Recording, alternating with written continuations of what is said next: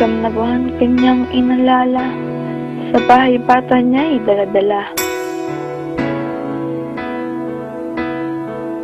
Nang ako'y magkaisip, aking nasilayan, kung paano ang ina, mga anak ay alagaan.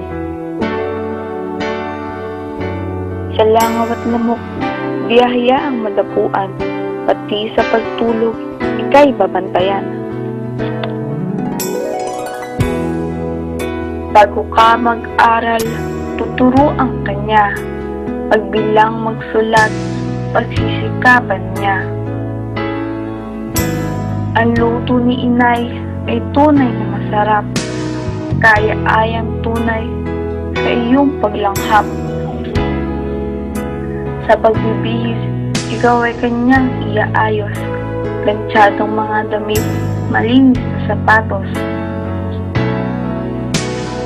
Kahit magdalaga na ang kanyang mga anak, walang tigil ang pagpapayo upang hindi mapahamak. Kahit mga anak ay nag-asawa na, naroon pa rin siya, sumusubaybay sa kanila. Handang tumulong sa anumang paraan, wag lang maghirap, kanya'y paglalaanan. Kaano mang kalaki, matamong tagumpay, sa likod ng anak na may isang kaagapay. Walang iba kundi ang mahal niyang nanay.